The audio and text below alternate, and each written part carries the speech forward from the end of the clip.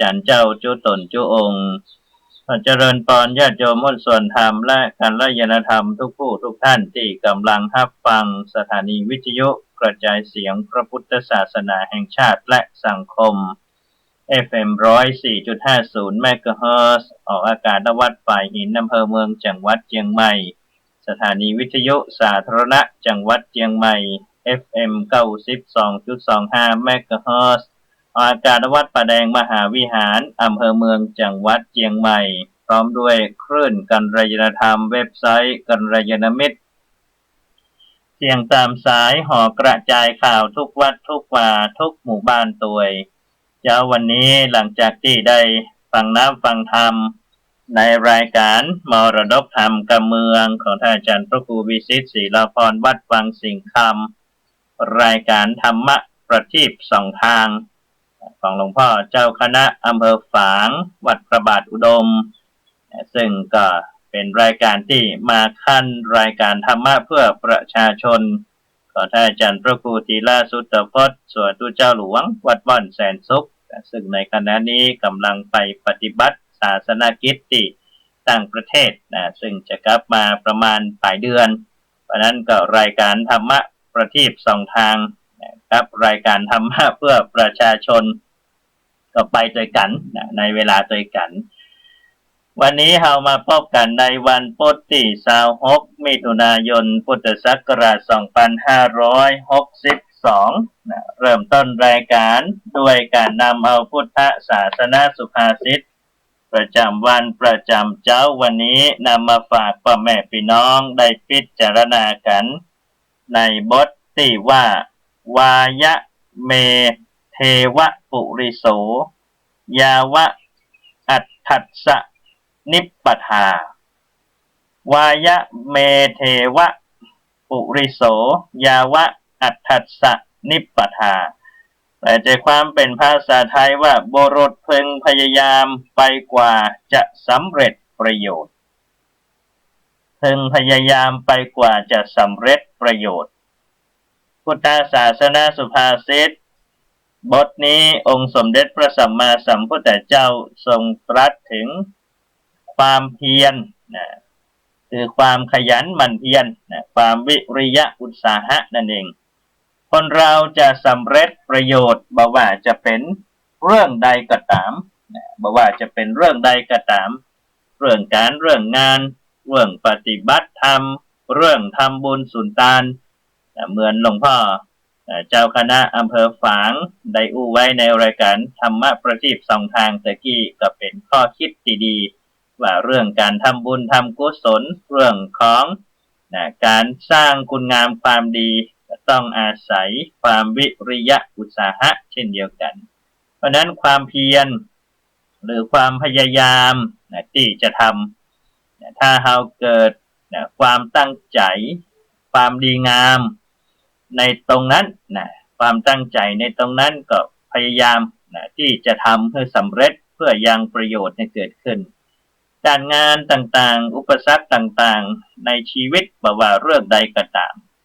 ย่อมที่จะมีอุปสรรคปัญหามีมารมาหน่วงเหนี่ยว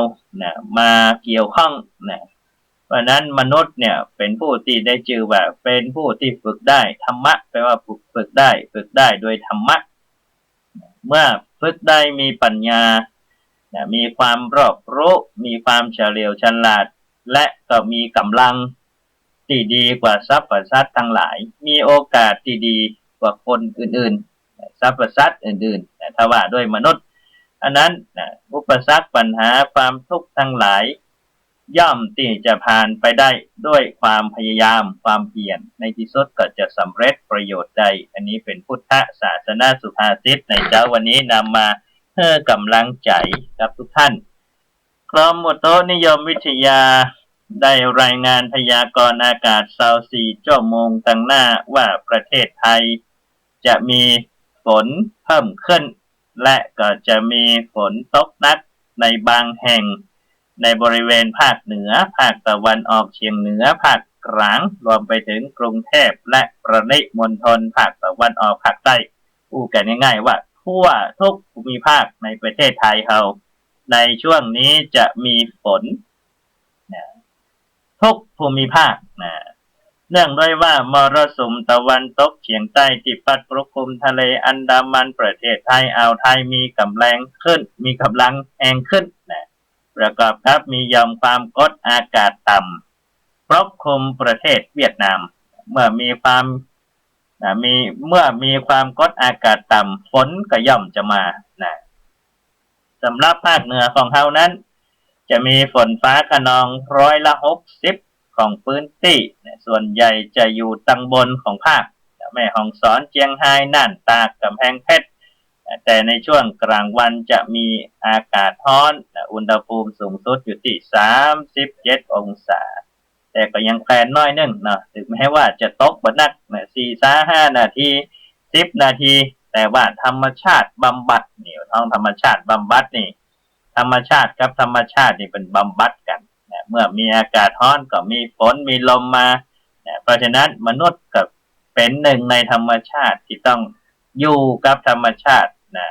อิงอาศัยกับธรรมชาติดังนั้นฝนจึงเป็นสิ่งที่ชโลมความชุ่มช่ำให้เกิดขึ้นนะเหมือนน้ำพระพุทธมนต์ที่หลวงพ่อวันว่าตะกี้นะก็เกิดความเย็นชุ่มช่ำด้วยพุทธมนต์ของพระพุทธเจ้านะฉันใดก็ฉันนั้นนะอันนี้เป็นการนำเอาราย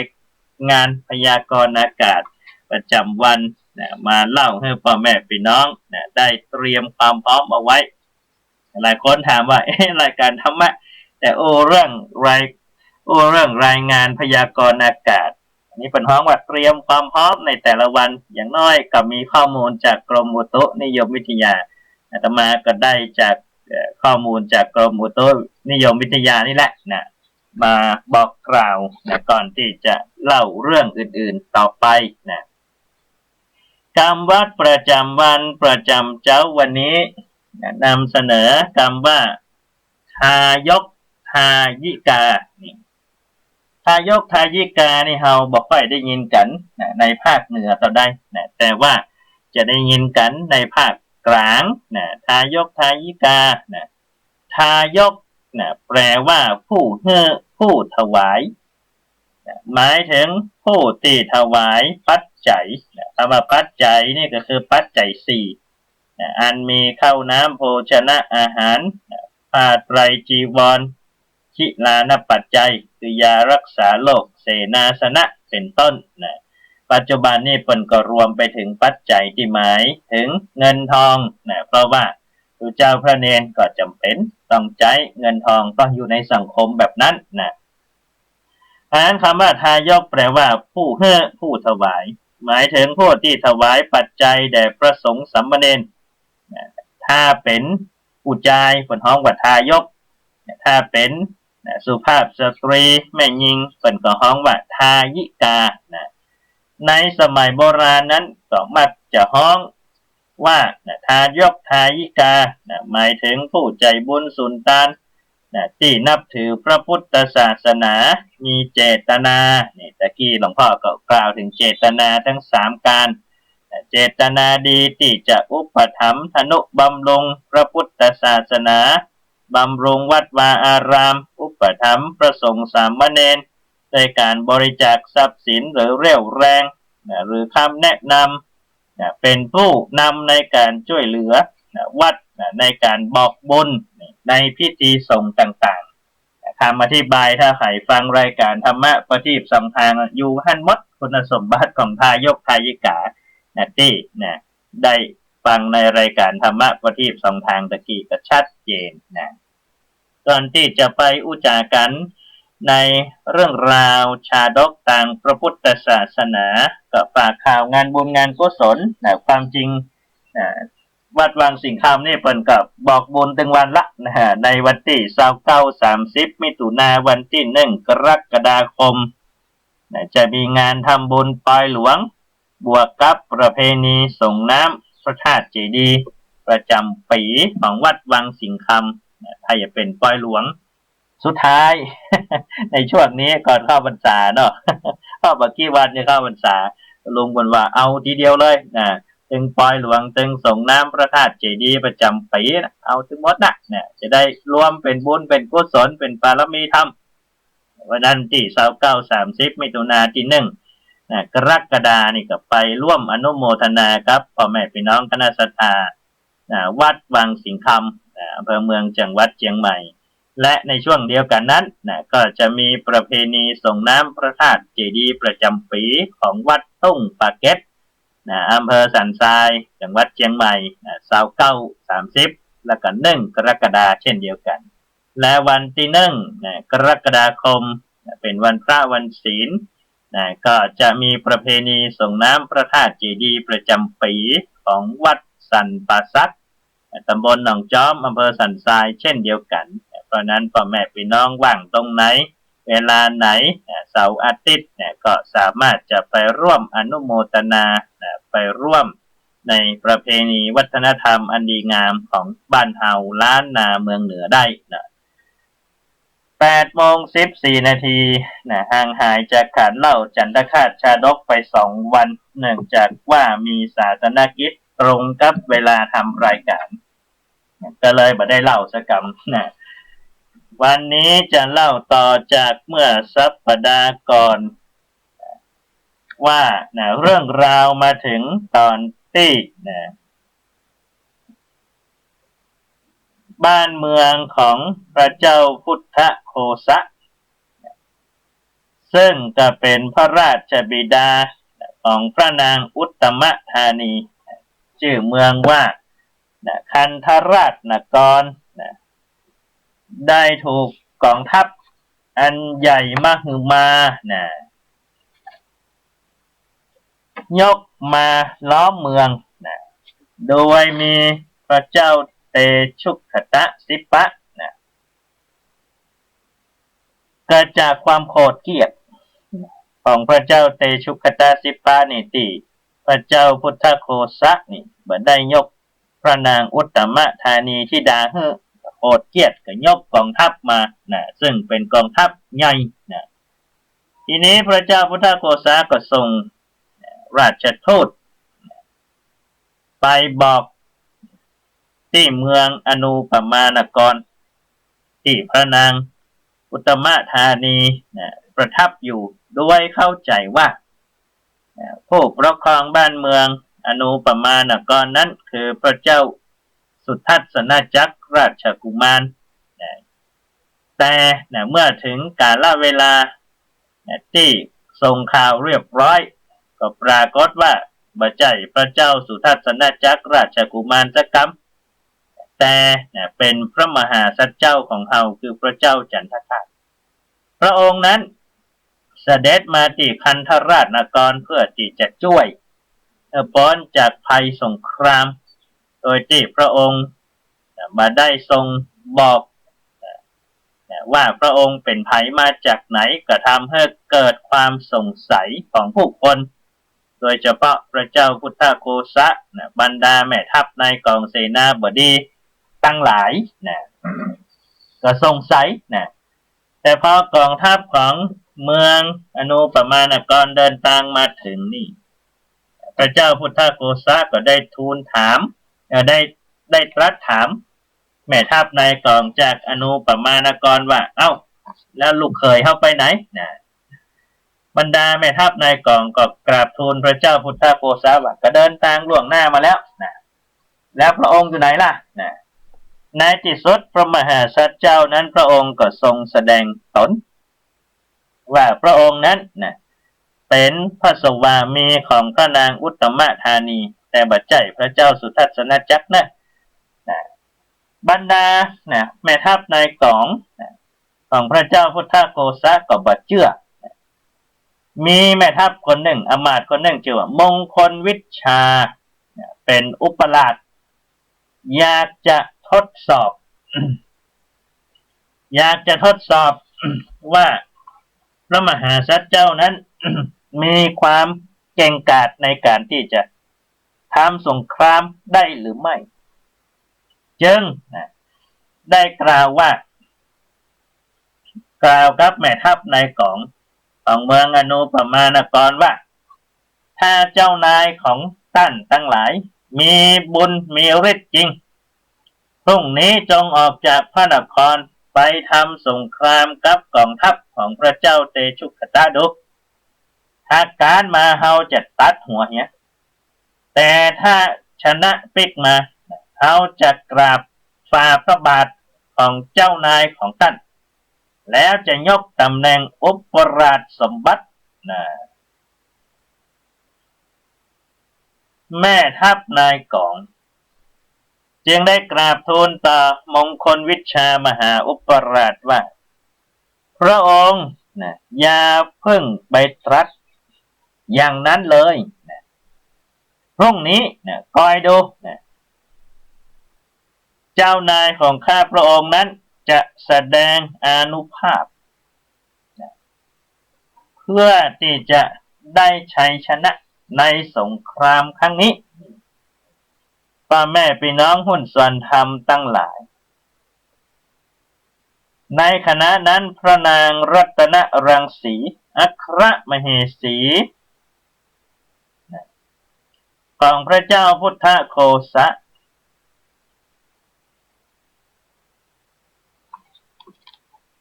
ได้ฟังอยู่ก็หันว่าถ้าเถียงกันไปแบบนี้ก็คงจะเกิดปัญหาแน่นอน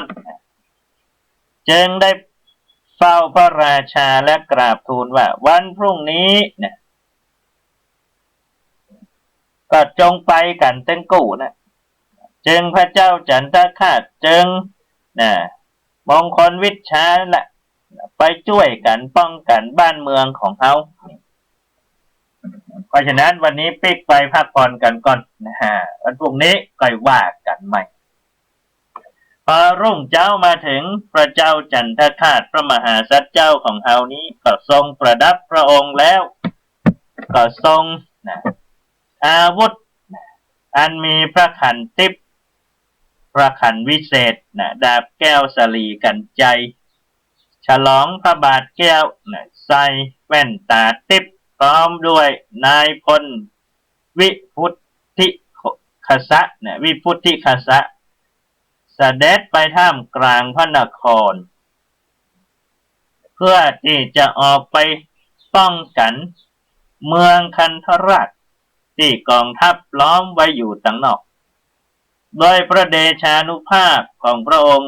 งค์เสด็จไประหว่างพระนครนั้นประชาชนชาวเมืองตั้งหลายหันพระรัศมีอันเป็นพระเดชานุภาพต่างก็ส่งเสียงกันว่าพระสวามีของพระนางอุตตมธานีจะมาช่วยบ้านเมืองของเขาหลังจากนั้นพระมหาสัจเจ้าก็ได้เสด็จเหาะไปยังนอกเมืองเมื่อบรรดากองทัพ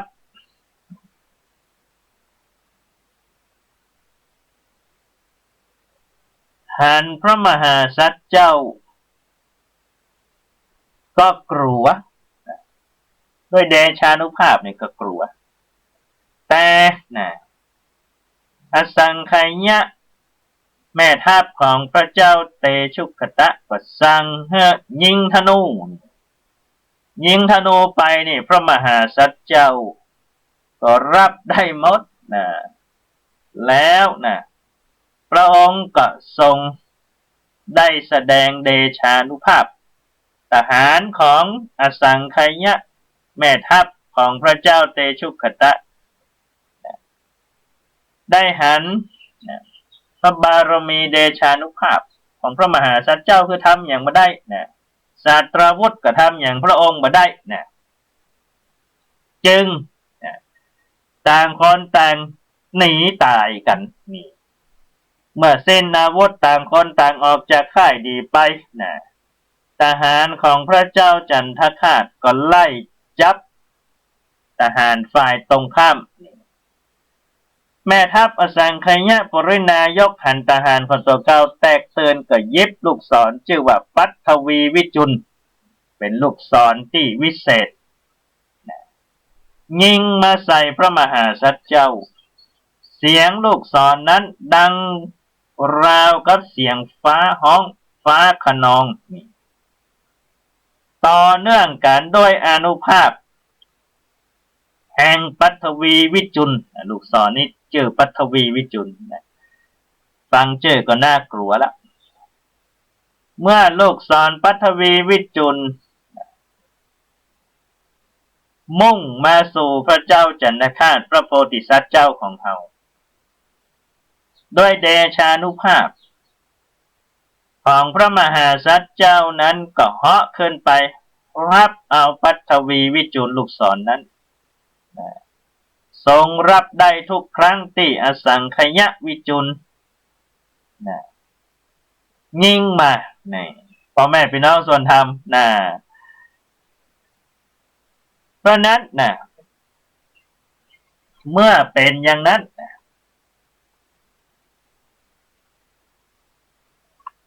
ทหารของแม่ทัพอสังขยวิจุลเปิดประตูค่ายหนีกันพระมหาสัตว์เจ้านั้นพระองค์ก็ทรงสั่งให้ทหารของพระองค์นั้นไล่กวดต้อนข้าศึกทั้งหลายเพื่อหนีป้ายไปในที่สุดพระองค์ก็ทรงมีชัยชนะเมื่อมีชัยชนะแล้วพระองค์ก็ปรารภจะเสด็จเข้าพระนครในขณะที่พระมหาสัตว์เจ้าเสด็จออกจากพระนครนั้นมงคลวิชาอุปราชกลัวว่าตัวเก่านั้นจะพ่ายแพ้และต้องการที่จะให้พระมหาสัตว์เจ้าปิกเข้ามาแถมต้องการจะให้พระมหาสัตว์เจ้านั้นพ่ายแพ้ในสงครามจึงสั่งให้ทหารปิดประตูเมืองบรรดาชาวพระนครทั้งหลายในคันธราชนครก็พากันขึ้นไปอยู่บนกำแพงเมืองพอพระมหาสัตว์เจ้าสู้รบกับกองทัพของอสังขยเสนาบดีของพระเจ้าเตชุคตะเจ้าเมืองทั้งหลายได้หันบุญญานุภาพต่างกระชื่นชมยินดีในขณะที่พระมหาสัตว์เจ้าจะเสด็จเข้าไปในเมืองหันประตูเมืองปิดพระองค์จึงทรงกระโดดเข้าไปในพระนครเปิดประตูแล้วเสด็จไปยัง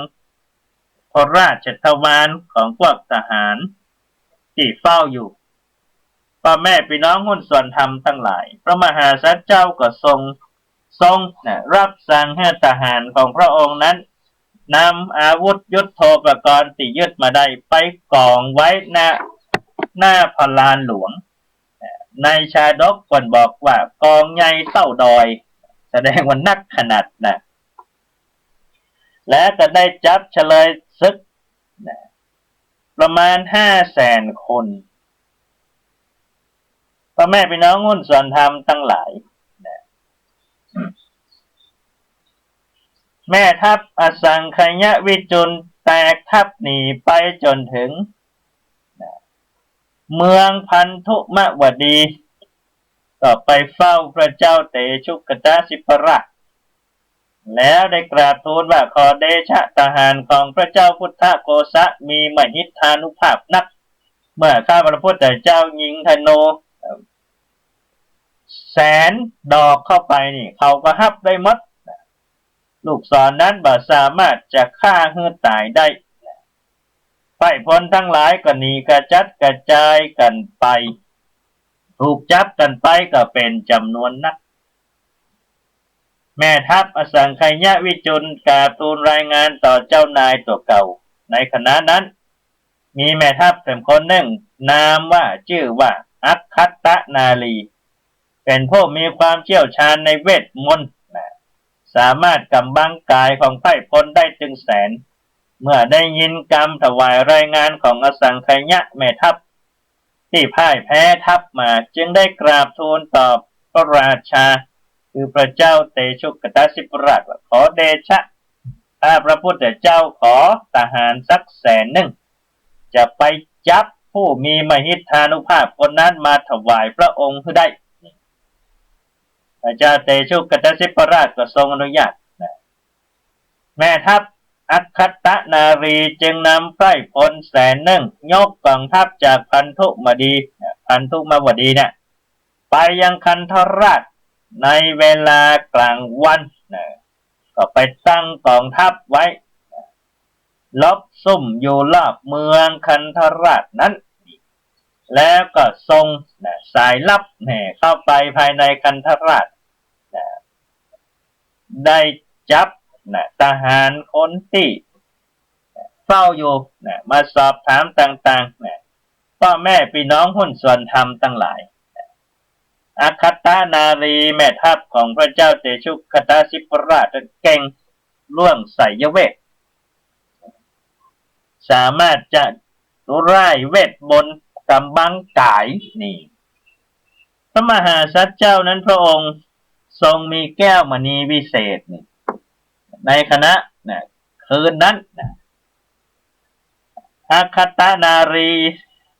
อำมาตย์แม่ทัพของพระเจ้าเตชุกใจเวทมนต์นั้นไสยเวทนั้นไล่มนต์แล้วกำบังกายตัวเก่าเข้าไปในเมืองคันธราชหมายมั่นว่าจะไปจับตัวพระมหาสัจเจ้าไปเให้พระราชาตัวเก่าแต่พระมหาสัจเจ้านั้นพระองค์ก็ทรงทอดพระเนตรหันทหารที่กำบังกายด้วยอานุภาพแห่งแก้วมณีจึงได้ตรัสสั่งให้ข้าราชบริพารเหล่าทหารของพระองค์ว่าคืนวันนี้พวกท่านจงอย่าประมาทข้าศึกบัดนี้เขาจะเข้ามาในเมืองของเขาแล้วนะเรื่องราวจะเป็นจะใดต้องติดตามท่าดาวฟังว่าพระมหาสัจเจ้าพระเจ้าจันทคาตของเขานั้นพระองค์จะทรงปราบศึกในครั้งนี้ใดจะใดก็ก้อยท่าดาฟังกันต่อไปในตอนต่อไปเพราะว่าวันนี้เวลาเที่ยงทำแล้วก่อนจากกันไปนั้นก็ฝากกับพ่อแม่พี่น้องว่าในช่วงนี้เป็นหน้าฝนข่าวที่เป็นเกี่ยวกับสุขภาพก็คือเรื่องของไข้เลือดออกเพราะนั้นก็ต้องระมัดระวังเรื่องของยุงลายก็ฝากด้วยความเป็นห่วงเป็นใยวันนี้ขอความสุขสวัสดีจงบังเกิดแด่ทุกท่านขอเจริญพร